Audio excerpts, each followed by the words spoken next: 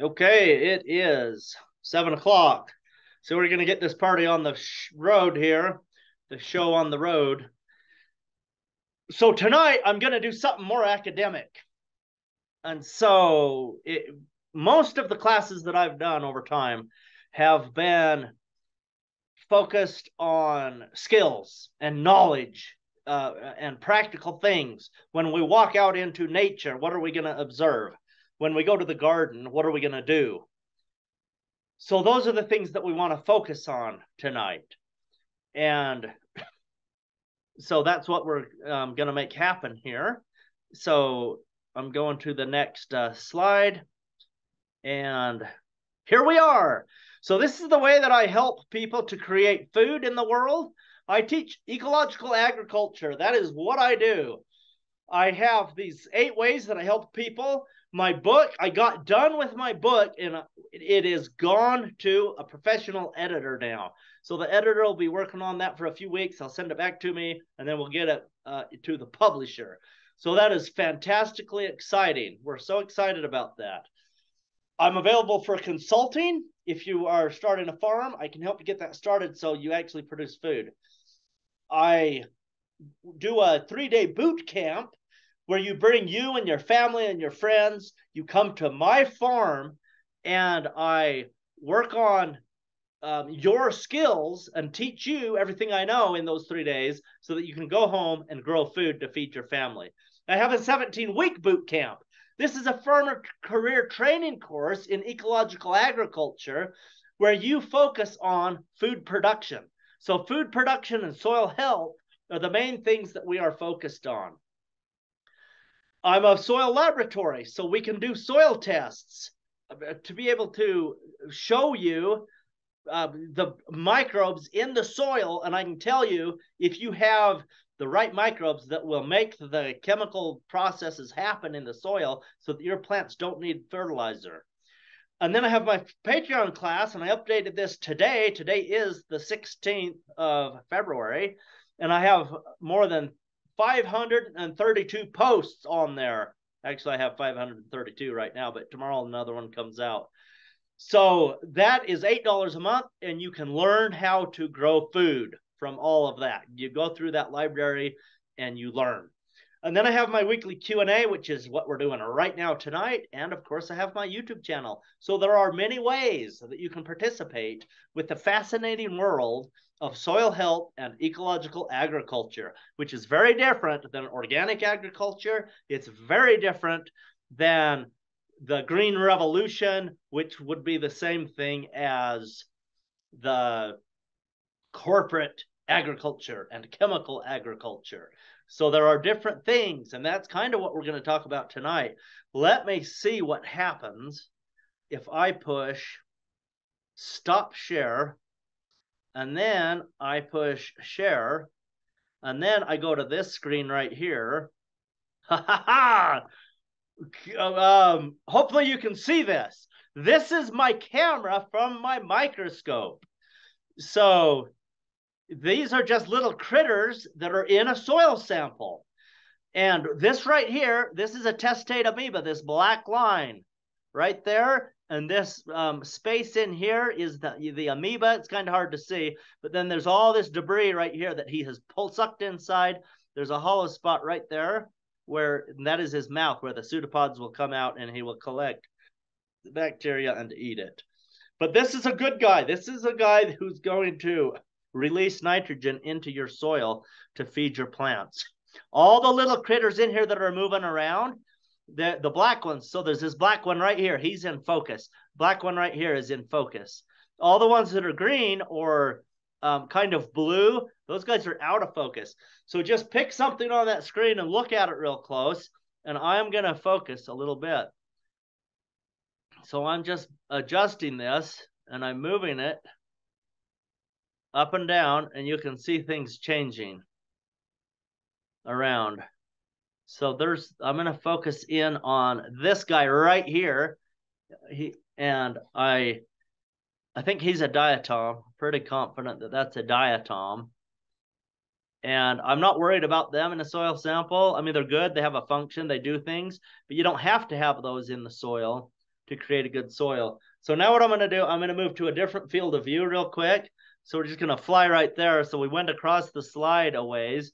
And the first thing that I'm seeing, I'm just going to focus, try to get it crystal clear. But the first thing I'm seeing right now is another testate amoeba right here. This one's a little bit easier to see. You can see that distinct black shell. And then you can see all of this debris inside. And then there's this round part right here, which looks like his mouth. There's so many different species of these guys that it's almost, oh, I'm moving him a little too fast. Okay, so we want to look at that. Yeah, that's his mouth. That's his mouth part right there. And then the amoeba, he is alive and active because this part down here, you can kind of see that. He's alive right there. Let's work on the focusing just a little bit more. Yeah, that's distinct. He's in there. And then there's a lot of debris in here because when I made up this sample, I shook the test tube and these guys will suck their pseudopods that are out here feeding. They'll suck them inside. And as they do that, it's like a syringe and it pulls all of the bacteria and just anything, aggregates and everything come in. So there's all kinds of fun things in this sample. Let's look at one more field of view. This is not our subject for tonight, so I need to hurry. Okay, so here we have microaggregates. I know we've talked about that on the class a lot, but let's just keep focusing here a little bit. Ooh, we might have some fungus in here. Oh yeah, that's exciting, but we're trying to look at this big aggregate here. So I'm focusing so we can see this. So this is a microaggregate. You can see all the little spots on here where the little creatures would be feeding. So there's this long thing in here that might be a fungus, but we need to, in order to identify that, because it could be plant material, but we're going to have to focus a lot and play with the lighting. And I want to see the end of him to see what he looks like. Oh, and it looks like we're not going to see the end. The end is ending underneath that aggregate there, so it's going to be hard to see it. But I don't see any septa along him. Of course, I'm not spending time getting it's a lot faster when you're looking in the eyepiece. It slows you way down to do it on the screen here. But there's these strands in here, which are probably fungus. Anyway, this is a fun sample right here. I'm just going to pop this back down to a whole different setting, because we were on 400 total magnification. Now we're on 40 total magnification, and this is going to give us a different perspective. And so if you tuned in to listen and don't have your camera on, none of this is making any sense tonight. Anyway, there we go with that. I'm going to adjust it a little bit here. Okay, so by shadowing, a lot of that stuff is showing up better now. And we're not really seeing the bacteria right now. We can see them, but they're hard to see. But what we are seeing, there's something moving right here. So this is a bigger creature. So that's probably, he's kind of bumbling around. He's not zooming. A ciliate will zoom as fast as this mouse is going.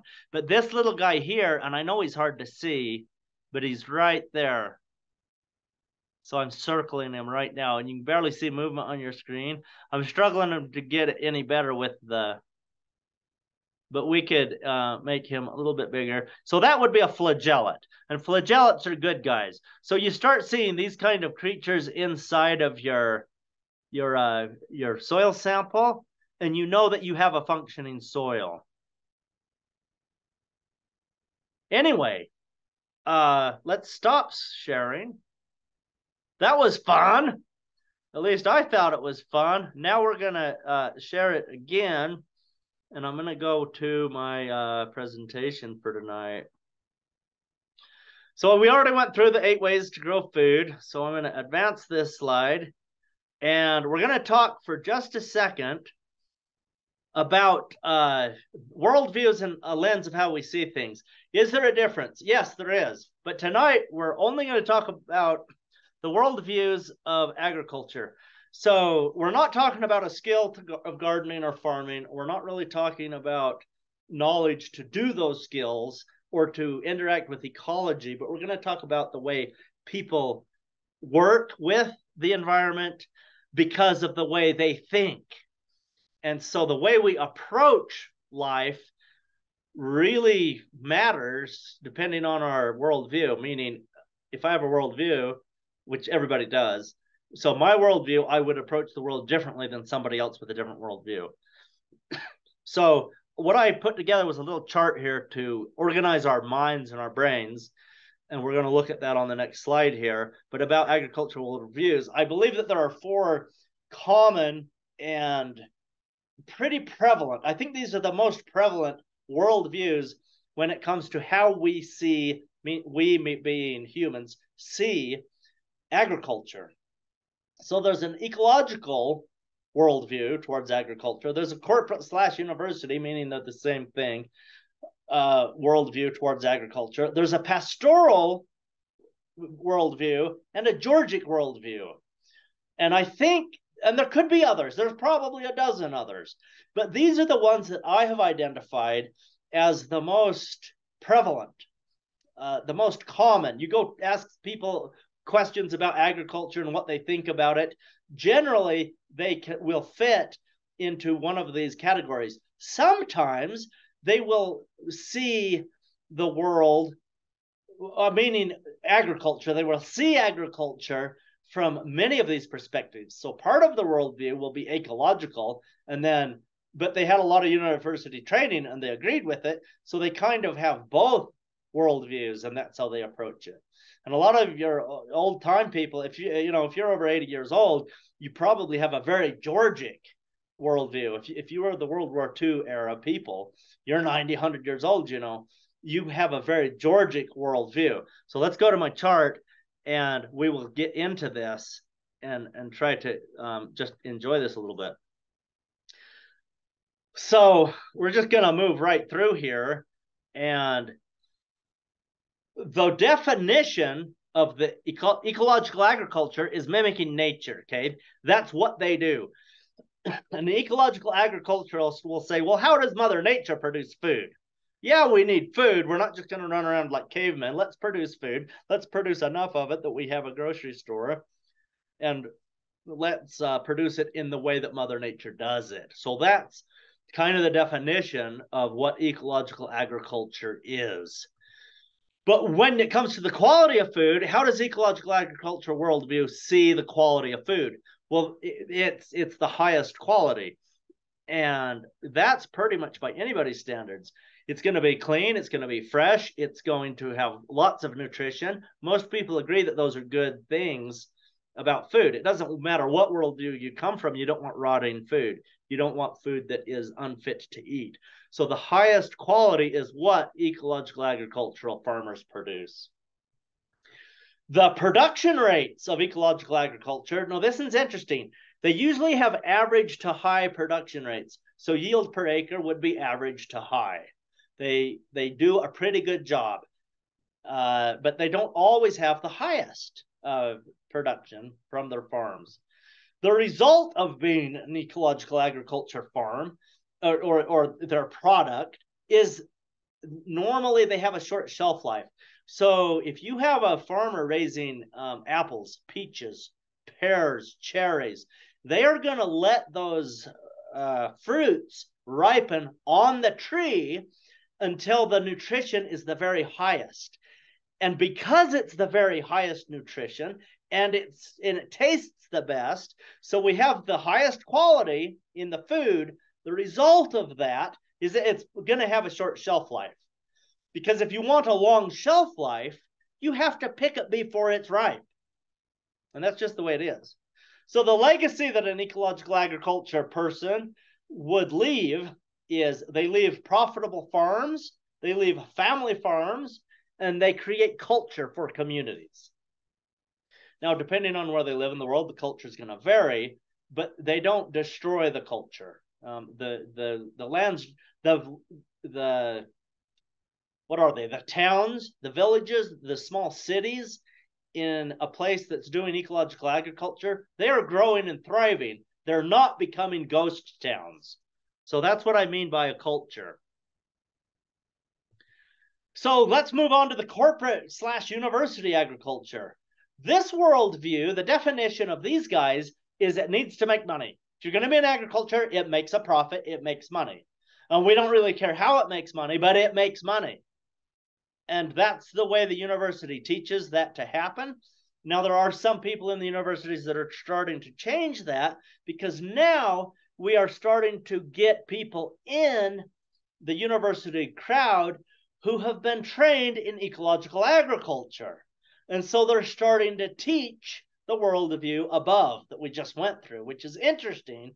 But mainstream university is still teaching the way it's been taught for the last 100 years, 60 years, whatever. They're still teaching the Green Revolution.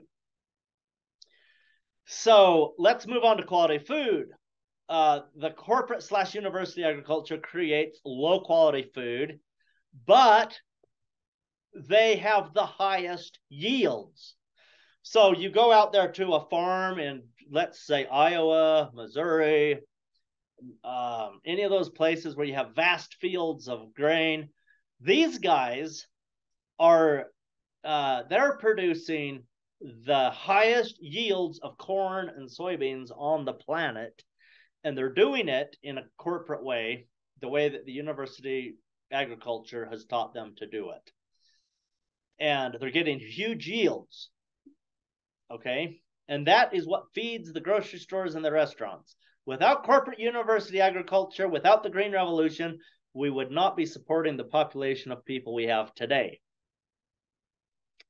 Now, can we use a different form of agriculture or a different worldview to feed the people? Yes, we can. Ecological agriculture is proving that that can be done, but 40 years ago we couldn't, because in the last 40 years we have made massive like scientific breakthroughs and understanding in production methods on how to use ecological agriculture to get the very high yields to feed the population. So this is a trend that is changing. The result of corporate university is long shelf life of foods. And like I just said, the grocery stores have food, restaurants have food. The legacy that corporate university leaves us is the legacy we have today. We have families who are in debt, so they sell their farms and they get out because they were never really profitable. The only thing that kept them in business from year to year for decades and decades was the farm subsidy check from the government, which is a sad story. The other legacy they leave is toxicity of the land. And there's a lot of argument saying, well, the land isn't toxified, except that it is. But that's a 5-hour argument we're not going to have tonight. Let's move on to the worldview of the pastoral agriculture. These are the people who pretty much worship the earth. So they are out there saying, the earth is our mother, the earth is our home, the earth is all we've got. We've got to stop polluting. We've got to stop doing all these destructive things. And they worship the earth. And there's another group in pastoral agriculture who go out there. They're not worried maybe about the environmental issues that become political discussions, but they are out there on the weekends absolutely loving the recreation of the earth. These are the recreators. And a lot of these people love it so much that they say, hey, let's get us a little acreage. Let's get us 4 acres and have our own little farm where we can raise the best food in the world. And that takes us to the quality of food. If you're a pastoral worldview and you are producing food, you usually have the highest quality there is. Just because they tend to use ecological agricultural production to do it, but they see it in a different way. It's more of a worshiping the earth, and they love it so much, and they're not really there as a business, where ecological agriculture is more of a business. The production rates, low to no production, because their purpose is not to have a business. So it's really low. If they usually have a really great garden. Some of these guys are chefs. You go out there and you got these women who love cooking. They were trained as a professional chef, and they are really into peppers. And they have like 50 different varieties of peppers, and they make all these fancy things with all these different flavors of peppers and tomatoes and a whole bunch of culinary herbs. But they're not really in it for production. They're in it for quality food and just a little bit. The result of this type of the pastoral agriculture is it creates a societal view that farming is romantic. So that's what they believe. And that's kind of how other people see them. They say, oh, that's so romantic. That's so wonderful. There's a lot of people on YouTube right now making videos about their farm. And I would say they belong to the pastoral agriculture point of view. What is the legacy that they're leaving? They're leaving great literature. I say literature in a really broad sense. I probably need a different word for that, because literature basically means books, something you read. But it's media. Because in today's world, it's videos, it's websites, it's all the social media and literature too, as far as books go. But they're leaving a legacy of really great content that is making people feel good, and it makes people think, man, I want to have a farm too.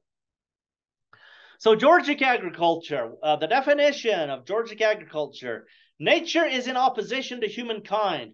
So this goes back to people like Aristotle. This goes way back to the beginning of human history. Nature is out to get us. We have to work hard, build barns big enough to put the harvest in, because the winter will come.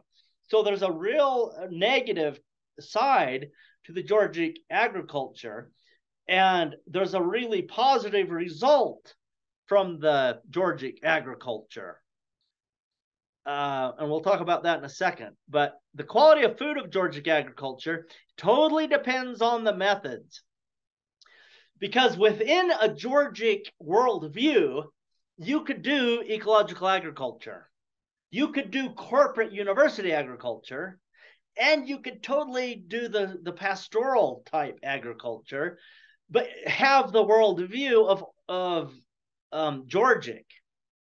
So you come at this from a certain way of thinking about it, but you could have 40 different methods of how you grow food. You could totally buy Roundup to spray the weeds. You could till the heck out of the soil. You could just be out there with your planter and burning lots of diesel fuel. And that's kind of the corporate way. You could go out there and do the John Jevons. You could do the Charles Dowding. You could do the any of the ecological stuff, the Four Seasons gardening, so it depends on the method, on the quality of food. So if you're using really good quality methods, you're going to have great quality food. If you're using poor quality methods and destroying soil, you will have less quality in your food. The production rates, here again, low to high depending on methods. And everything I just said about quality of food explains that. So the result, we get strong, resilient, tough people. We get people who are leaving a legacy of morality in society, freedom in societies. We see this with the Greeks. They were a free society. There was a time that the Greeks could not be conquered. There was a time when the Romans could not be conquered. And then their societies degraded. They weren't immoral people anymore. They lost their freedoms, and they're no longer around. And so the Georgic agriculture is what builds and creates civilizations. And that's very obvious from a good study of history. Read Will Durant's Story of Civilization, a lot of volumes.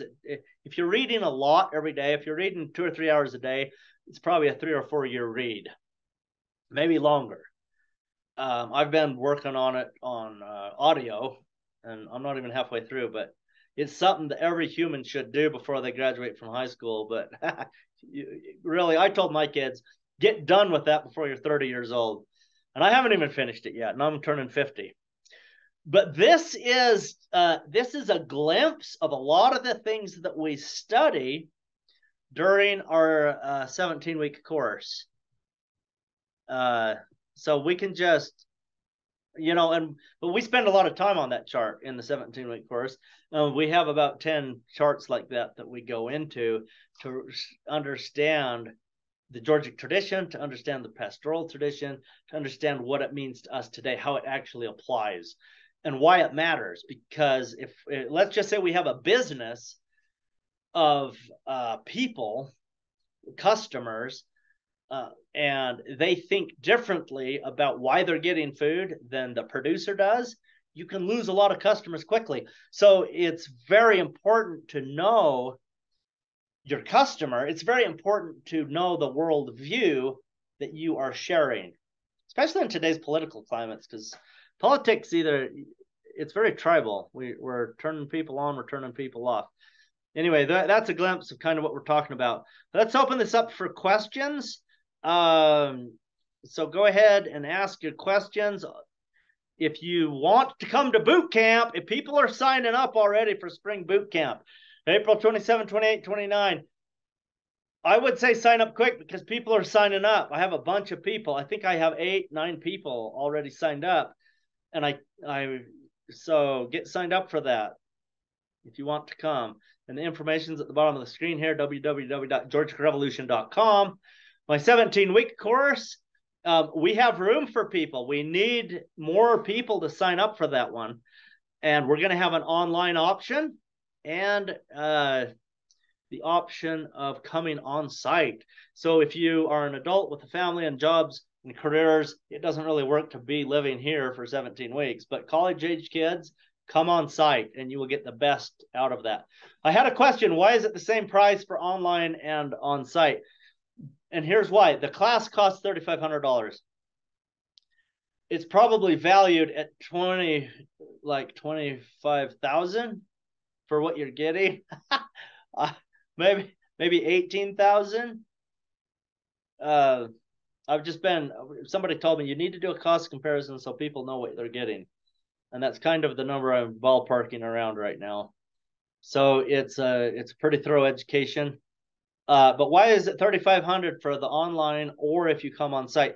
Because the people on site are doing an amazing amount of valuable things on the ranch here because we're out working. And when you're at home doing it online, you'll be doing that own work in your own garden. So you're not going to pay me for, the work that you do at home, but I am in essence paying. I mean, I'm not really paying anybody, but I'm not charging them because it's a weird situation. It's kind of like I'm paying you to do work here. In other words, I'm not charging you for a lot of the value of the class. So if you have a question, you can type it in the chat or unmute and you can talk to me. If there's no questions tonight, that's fine too.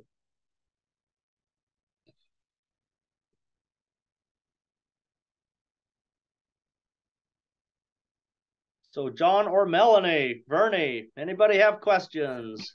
I have a question. Oh, was that Bernie? Were you going to ask something? I was just going to clarify something about the cost. Essentially, the cost of the class is the same for your 17-week course, and the people are getting in trade for their labors. They're getting room and board, but the class is exactly the same because the information you're sharing will be the same across the board, and the practice will be the same. It's just that our at-home participants will be doing the practice in their own garden instead of yours. So all of that is exactly the same. I just thought I'd throw that out there. Thank you. I do get a little weird with my explanations. Okay, Melanie. I would like to know if I know that you know how to prune trees, we're talking about.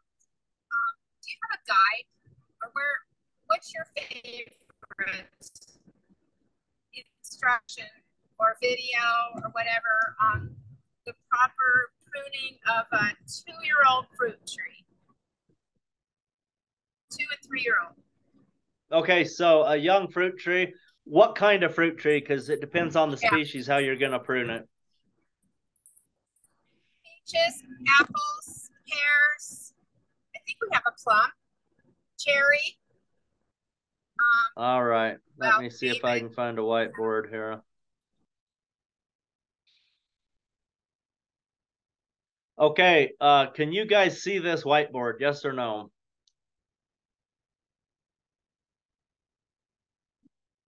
Bernie, can you see my whiteboard? Well, I see something white.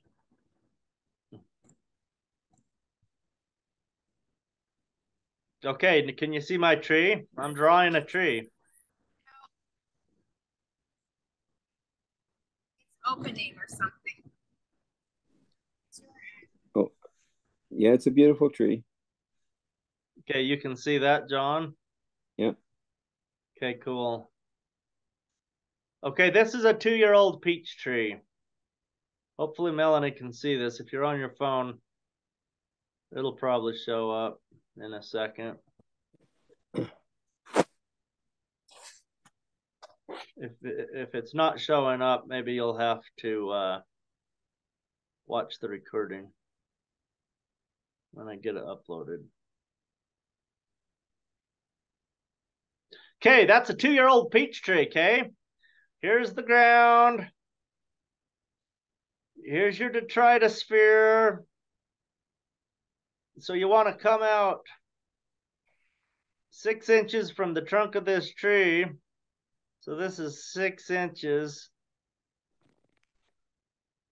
Before you put, and that's how close you put your detritus. So this is going to be wood chips. And the wood chips is going to come out from here to here. This is relevant to pruning, by the way. So this is going to be anywhere from 3 feet, 3 to 5 feet. Okay. So all the way across, it could be 10 feet.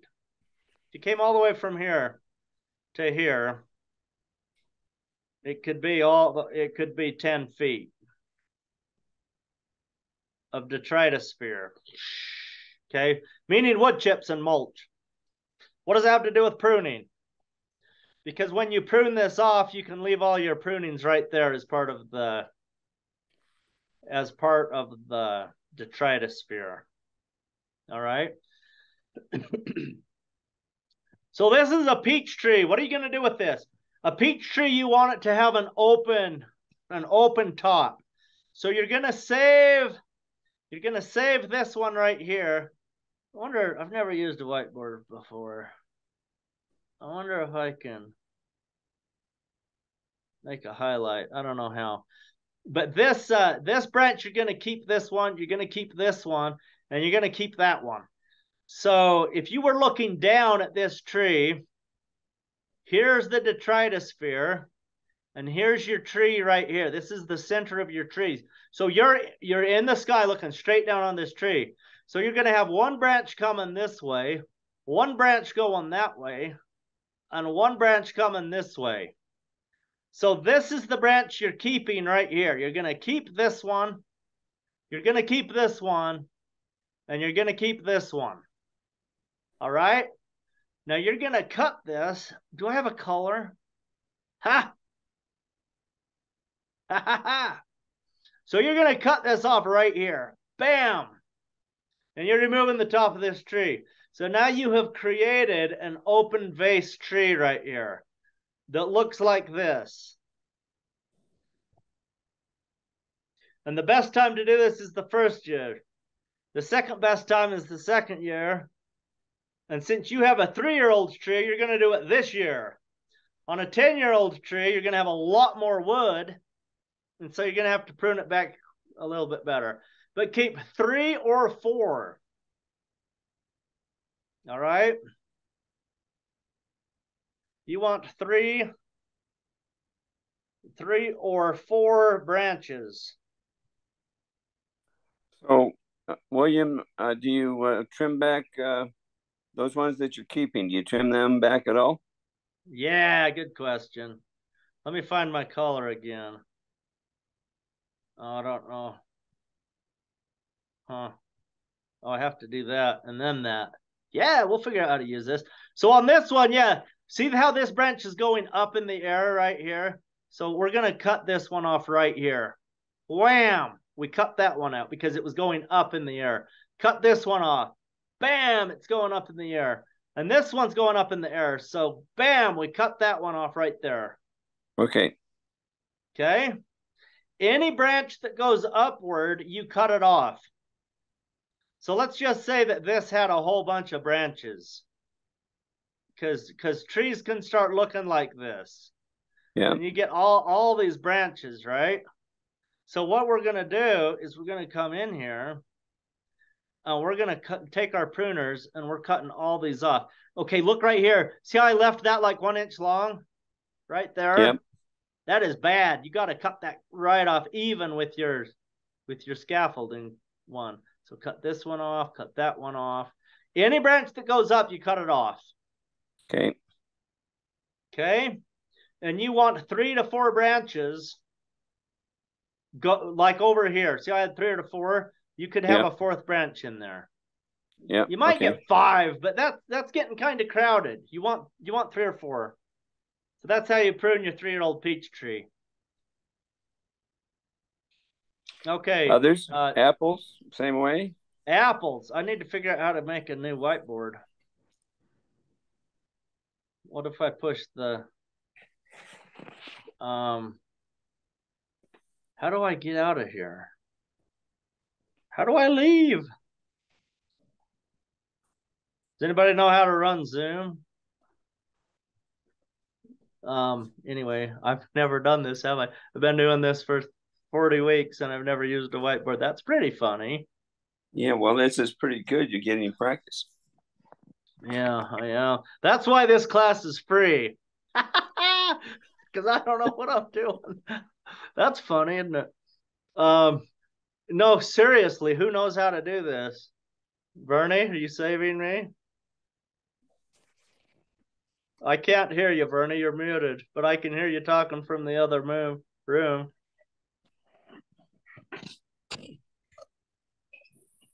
Okay, I'm going to unmute. Oh, sorry. I unmuted you, and then you unmuted yourself, so now we're in trouble. Sorry, can you hear me now? We can hear you now. So I'm just going to go. I think we closed it. I'm going to open another one and do an apple tree. Yeah, there you go. That's what it looked like to me. You'd have to just start a new one. Okay, cool. Okay, perfect. Here we go. So here's your apple tree. How old's your apple tree, Melanie?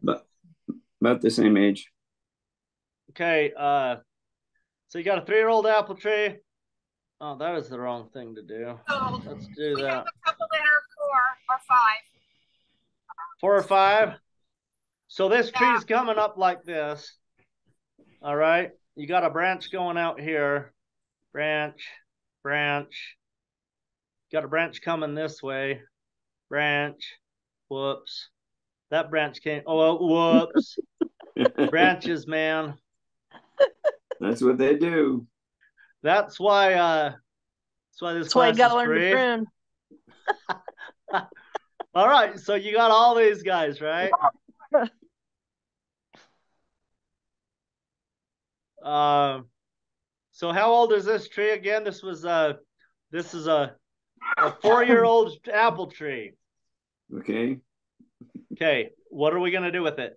This is the opposite of what we did with the peach tree. So here's your detritus sphere on the ground, and here's your tree coming up, okay? Your trunk of your tree is right there. And then you're going to have branches coming out, and we're going to keep like 8 or 9 branches on this apple tree. And you're going to have littler ones as you come up, so they look shorter here. So you have quite a few more branches. The long branches are the bottom ones. So I'm going to change my color. Let's go to black, representing death. And we are going to create a center leader tree right here. So the peach tree was called an open vase. The apple tree is a central leader.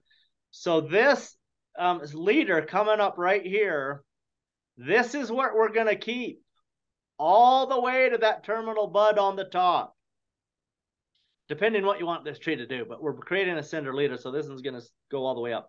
We're going to keep this little branch here because it's growing upward. And then any of the branches that are growing straight up on these big ones, we're going to cut that off. We're going to cut that off. And we're going to cutting that off. We're cutting that off. So it's the same with an apple tree and a peach tree. If you have an upright branch, cut them off. And then out here, cut that off right there. And I'm going to do this a little bit better. I'm going to take this branch out to there for one purpose, to show you that I'm going to cut it off right here. Bam. Okay. So we're going to tip all this. So these are all gone. What about this branch right here? We're going to tip him off, but we may want to have another branch coming out, because eventually we may want another branch coming this way. So this one right here is this one right here. So we tipped him off right here, meaning we pruned the tip off. And then this one, we may want to keep him, but he has part that's coming off, but we're going to cut the tip off. This one, we're going to tip him off. And we're tipping that one. Oh, wow, that was evil. Does this have an undo? Ha! That had an undo. And so we're pruning off this upright one. But right where we pruned it off, we're going to tip the tree right there. And we're going to tip that one. And we probably won't tip our very top leader. Okay, William, our goal is to keep our trees reachable height. You know, no higher than 7 or 8 feet, 8 feet. So we kind of want to keep them dwarfing, but we also want them to produce. And you don't want to cut off too much, because don't these fruit trees bear on the second year growth? Yeah, you're a good dog. That depends on your rootstock. If you have a rootstock that is that will create bearing the second year, yes. If you have a rootstock if it's a standard rootstock, you may be 7 to 12 years before they start bearing. Some of those old rootstocks, you were 18 years. But if you go buy a fruit tree at a reputable nursery, yeah, they're probably going to start producing within 4 or 5 years. You got to know what you're buying, though. Read the tag on the pot. Hopefully it says. If it doesn't, you're doomed and you don't know. But so 7 feet high, 7 feet is right here. Where are you going to cut it off? Right where I cut it off at 7 feet. So if you want to keep it lower, then keep it cut off there. Let me explain something about the rootstock. If you need a screenshot of this, take it quick, because I'm done with this. I got it. Okay, good. So I'm gonna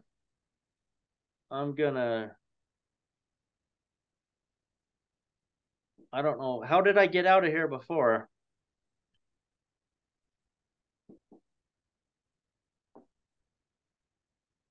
Oh, I'm pushing all the wrong buttons. Did you go back? I don't know what I did. Bernie, how did I get out of here last time? There's a back arrow on the top left-hand corner on mine. Oh, brother. There you go.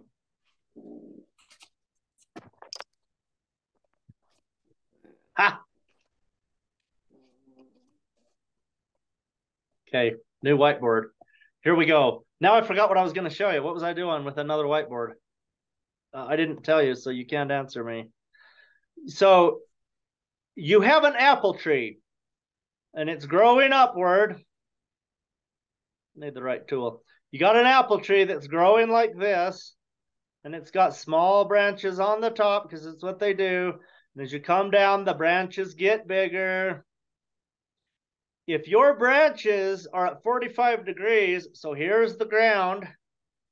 See this angle right here? So I'm going to change my color and I'm going to show you this angle. So this one right here, we're going to pretend that this is 45 degrees to the ground. It's close to 45 degrees right here. I'm going to put my little mathematical degree thing in here, okay? No, that's not quite 45, but it's close. Oh, wow. Yeah, I need to go back to kindergarten and practice my fives. Have you ever tried to draw with a mouse? So let's say this is 45 degrees. If this is more than 45 degrees, so 90 degrees is going to be straight up like this. So let's put in some 90-degree branches here, okay? And then let's say this branch here is probably 45 degrees. It's halfway in between 0 and 90. 0 is going to be the ground, and then 45 degrees halfway right here. 90 is right there, except that's not 90, but it was close. We're going to try that again. 90 degrees right here, okay? So when you're looking at your tree, start figuring out what these are. If they are below 90 degrees, so I'm going to draw one in here. I said it wrong. If they're below 45, so this one's 45. Let's pull this one down with a string below 45. See how that's coming down? Below 45. This will produce fruit buds. If it's above 45 and it's going up here, so it's above 45 right there. This one's below 45 right here. Hopefully my vernacular is making sense. If it's above 45, no fruit bud. That's a no for no fruit bud. If it's below 45 right here, you're going to get fruit buds, meaning flowers. Okay? So if you have a rootstock that tells the branches to grow horizontal or below horizontal, lots of fruit buds. And there are rootstocks that put out hormones, phytohormones, just plant chemicals. And usually it's an auxin. There's different chemicals, but I think it's an auxin. I shouldn't say that because I could be mistaken. I need to brush up on my plant science, but there's different. But you got a root system down here, and this root system will create a hormone, and I think it's an auxin. And it won't. The auxin's created down here in the roots, but it controls what's happening up here on the branches. So the way that branches grow, the angles they grow are controlled by the roots. So if you get branches, the second year that are growing below 45, see this one's 45 basically. So it needs to be growing down here, or even a -0 angle down here. It's producing fruit buds. So, and that's all controlled by your rootstock. Interesting. That was deep science. So yeah. Let me undo a whole bunch of this scribbling real quick. Bam, bam, bam, bam. Hey, look at that, man. We're cleaning this up, baby. Woo! Okay, we're gonna keep our original angle here. This was fun. I should use the whiteboard more. Didn't know it could be fun. So I'm going to go ahead and add our rootstock back in here. So there's the roots creating the auxin or a phytohormone. Good. Maybe it's not an auxin. And it's going to come up here. So let's just say that this is how your tree looks. You have some here that are close to 45s, but they're probably not below 45.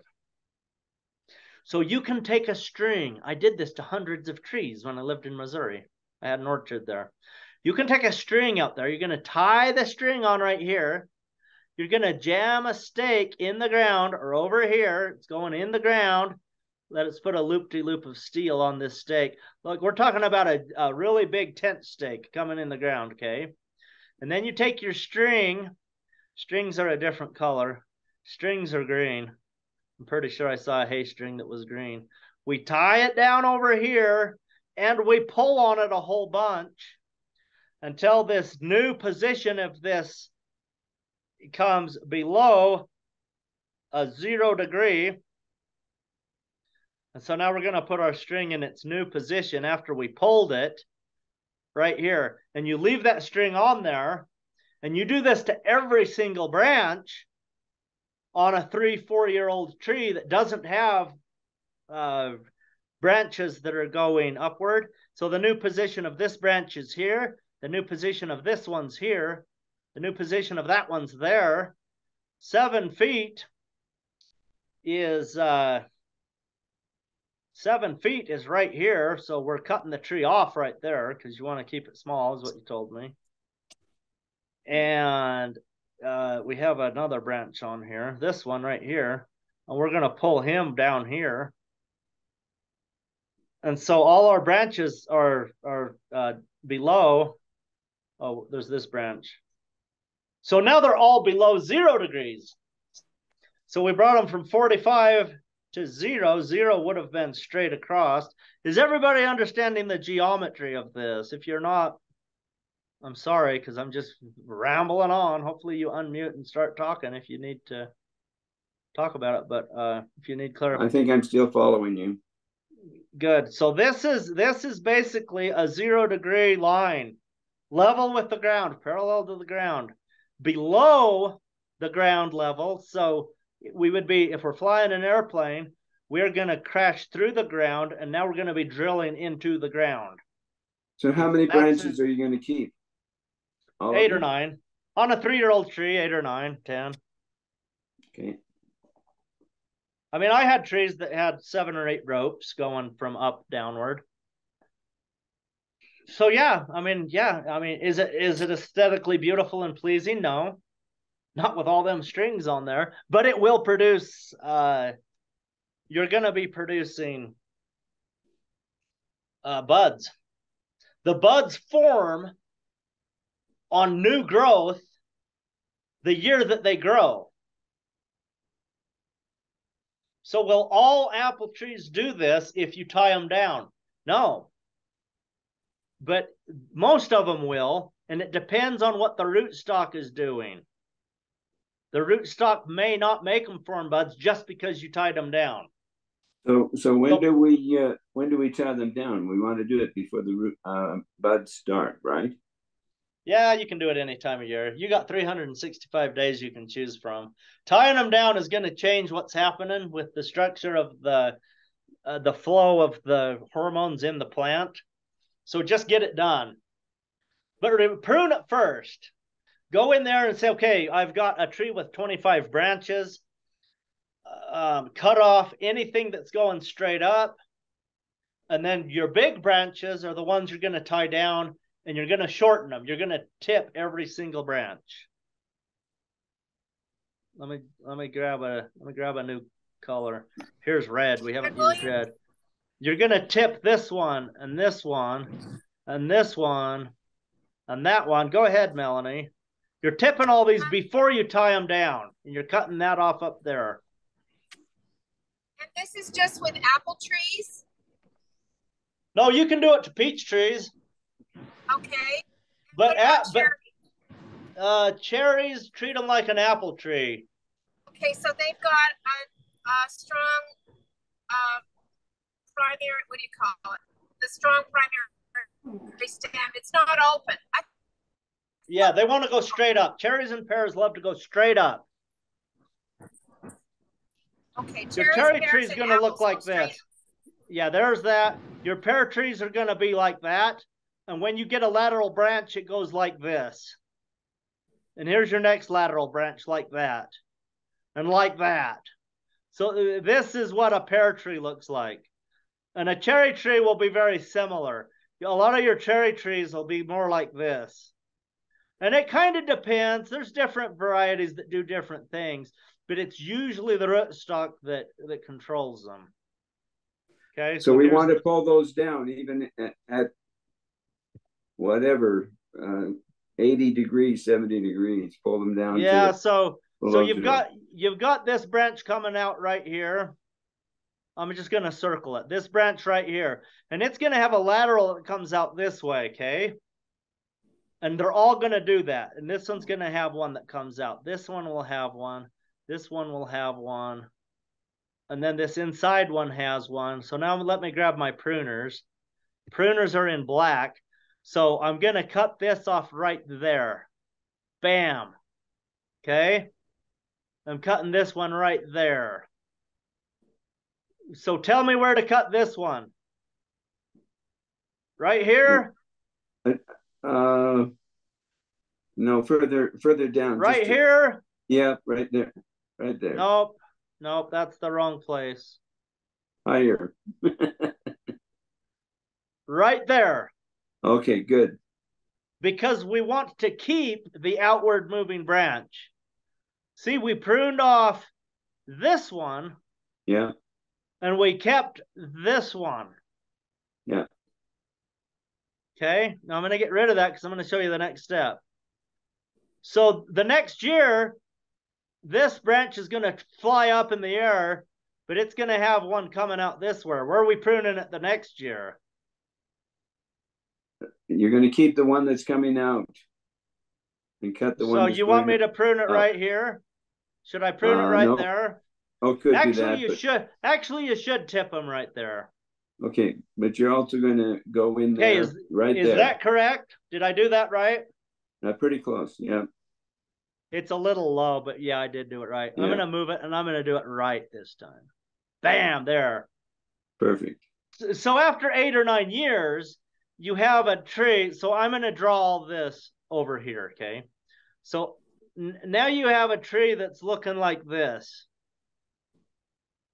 This is after 5 or, whoops, I got zealous there.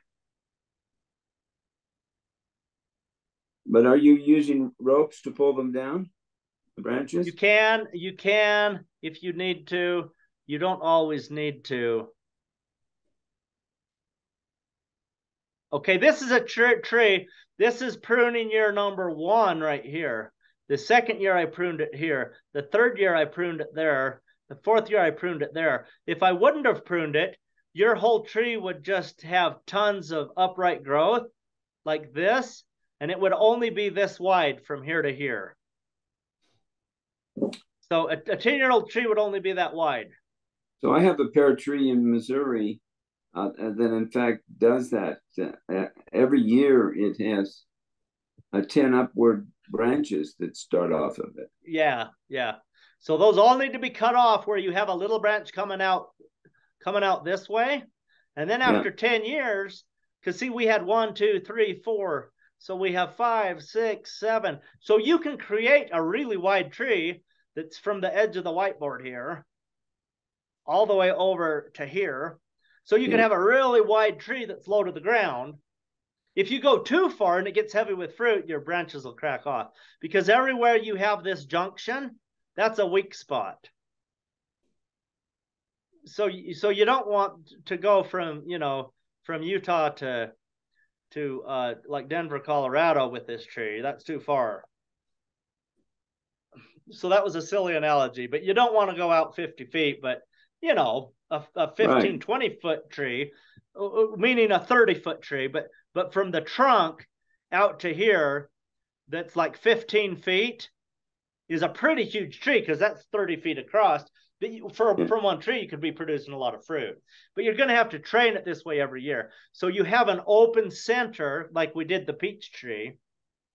And you are taking 4 or 5 of these scaffolding branches out in all directions. So if this is our tree right here, and then here's our detritus sphere mulch around the tree, and then we have a bunch of these scaffoldings coming out. Of course, we're looking from the sky downward on this tree. And then each year we have all these little spots where we have pruned it. And you can increase a lot of fruit this way and keep it low and manageable. So I was thinking that I would put, because I've got lots of weeds there, that I would put cardboard under the mulch. Yeah, that's a good idea if you want to cut out the weeds, for sure. Anytime you have weeds, cardboard and then mulch whether it's around a tree or not, is a good idea. Okay. And I've got lots of colored mulch, so I'm going to use colored mulch. Yeah, perfect.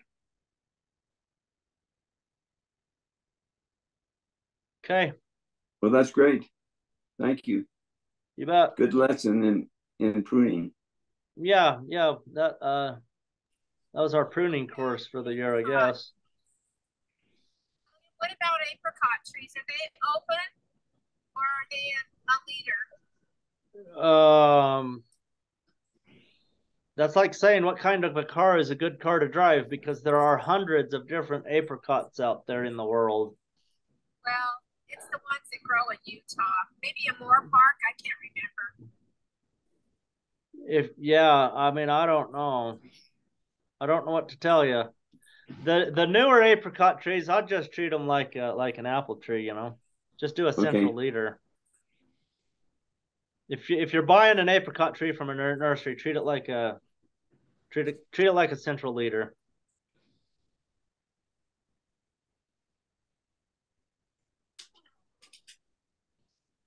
And a pear. Okay. It's That's 8 o'clock. great. I think we'll close this down for tonight. Unless you just absolutely have to ask one more question, we can do that. Yeah. How much of each of these branches do we cut off? Well, like if it's a big long branch and it's going straight up, you cut it completely off. If you're tipping the ends, like you got to tip the end of every tree everywhere except the very top central leader of a central leader tree, unless you want to keep the height down.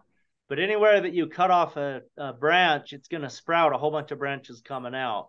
Yes. So you have a whole bunch more pruning to do the next year. But that's a good thing, because you want to have branches to choose from for the next year. So yeah, I mean, if you have 200 branches on your 3 or 4 year old tree, I'd cut every branch off except your main leaders. I mean, yeah, your tree pretty much looks killed on a 1, 2, 3, 4, 5 year old tree those first years of heavy pruning, because you're not pruning for fruit production. You're pruning to get a really strong plant so that it can last and give you fruit for the next 25 years or longer. Yeah. Thank you. You're welcome. Thanks for being on tonight. And for those of you watching the recording, thank you for doing that. We will be back next week. So come with your questions. Thank you.